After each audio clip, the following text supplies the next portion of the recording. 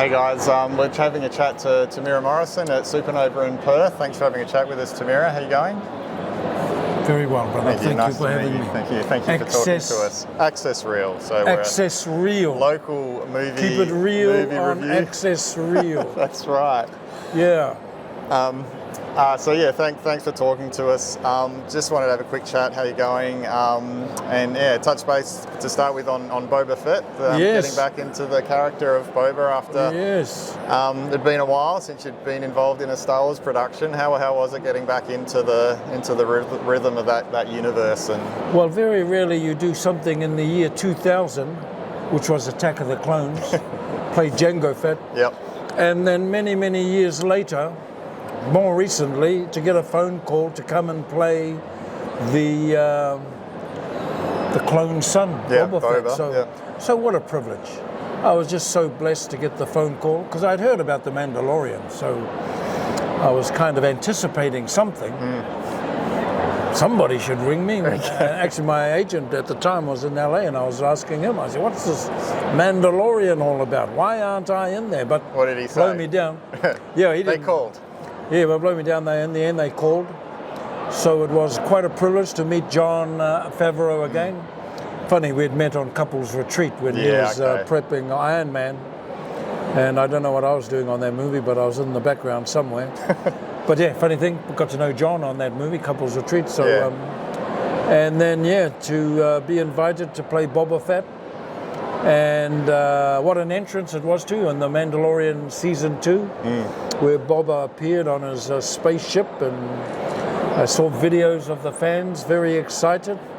I was excited, just, very rarely you get that kind of entrance into something quite special. So just blessed, and I love the experience.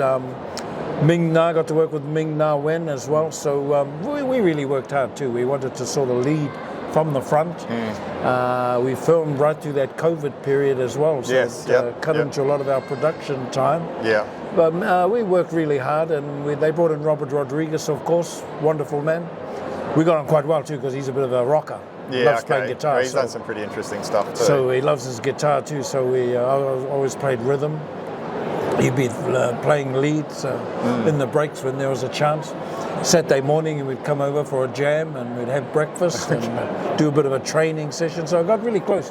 And also in the Book of Boba, the crew, they've been doing The Mandalorian. There was Carl Weathers was with us back then, God bless his soul.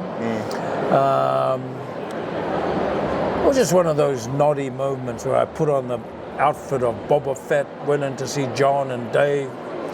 They kind of gave me the nod of approval, and I was giving them the nod of excitement. Great to be in Boba's outfit. So and it all leads to this really. This is what it all that stuff. The Book of Boba Fett. Got to work with Brendan Wayne a lot. Yep. Actually, I don't hardly ever saw Pedro Pascal, but I met him a couple of times at some press conferences. So he's a beautiful man too. So, but I did most of my work with Brendan Wayne. So and he's the real deal cowboy. Got the cowboy kind of walk. So we had a chat with him earlier too. Yeah, we're still making cowboy movies in a way, but set in space. I guess. Yeah, that's I always thought Django was a bit like Clint Eastwood, Dirty Harry, all those cowboy movies. But in space, so he was my great model, Clint Eastwood. Or all those cowboy movies, those spaghetti westerns, Serge Leone movies. Yeah, so I really enjoyed that growing up. But the Book of Boba was very special for me too. It was just a wonderful way to work. Jon Favreau and Dave would set a nice platform. We'd have a few meetings in the morning. In fact, watch videos of something relevant. Lawrence of Arabia, Godfather. If there were relevant scenes for us, we'd watch them and get in the mood that way. So, set the tone for the...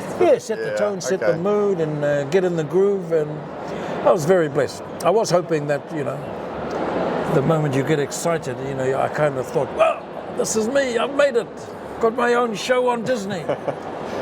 So I was hoping for a few more, but there's been some changes, obviously. So I'm doing other stuff as well. Yeah. So I've actually just been on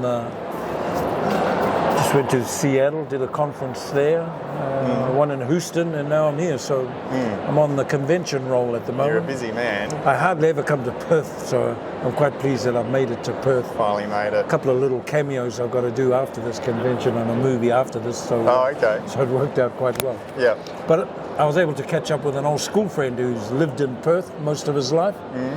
We kind of hung out together when we were teenagers. And you know, when you're back in teenagers, you're fearless. We had a good laugh anyway. We're having a good laugh about things. He made his way over here, and I carried on doing my thing. So he's done well. He had a bit of a career in the mining industry. Oh, okay. Yeah, there's a bit of that around here. Yeah, so I think he's done better than me, really. So. Well, thanks. We're happy to have you here. Lovely. Yeah. You mentioned the Boba armor. So in the classic Star Wars stuff, he has his signature Wookiee scalps and bits and pieces hanging off his armor. What was your relationship like with the armor? Did you get any input over any kind of cool little? No, it's just we had a wonderful. I think of my wardrobe lady. Her name was Shana Trippick, who we've lost too. Very tragic. Just suddenly passed away on a hike, I think it was. So she was in charge of all of that Mandalorian costuming. I got in to see some real good specialist guys to measure me up perfect, and it was just great. They really fitted good, and had a leather in my inside of my helmet to make me comfortable. I had trouble walking though. I keep looking at some of the scenes, and I think the backpack kind of throws my balance out a little bit. So besides that, sometimes I look a bit clumsy in the wide shots, but no, I wanted to do some more stuff anyway with Boba Fett. I was hoping for season 2. And bring back some real badass Boba Fett stuff. But still more story to tell. Some things are out of my control. So. For sure. But as I said earlier, still very grateful for that time. We had a wonderful experience. It was just a lot of fun. Beautiful people. Yeah. You've also spent a bit of time in the DC universe with Green Lantern and Aquaman, of course. Well, the Green Lantern was just, the first 10 minutes of that movie was just fantastic. Then, as soon as I died, things went a bit haywire. So what was there any reluctance to get into Aquaman after Green Lantern? Was there a particular cell you're pretty happy to? Jason saw one of my early movies. Called Once Were Warriors. And it impinged on him so much so he likes to get me involved with any of his projects. Speaking of which, we got one coming out April 1st on Apple TV. Chief of War, big Hawaiian epic. And that's come from my relationship with Jason again. This one's a Hawaiian epic story. And Jason very close to me now, so if there's an opportunity, he'll always put me in a little cameo, and that's I think he has a big move in making me his dad in Aquaman as well. So just blessed again. I'm able to come to Australia, still live in New Zealand, and potter around the world, do these wonderful conventions. This one's all about the fans. There's a lot of young men out there that played games that I voiced. And they're all in their 30s now. That's right. And so I hear that a lot. I think I played a few of those too. You're a big part of my childhood. I really want to say, man, maybe you spent too long playing those games, but anyway. But they're all growing up now. They've all grown up they've done okay. But my voice has impinged on their consciousness so much so. So here's an opportunity. And you've replaced Jeremy Bulloch too. I've replaced some of his stuff.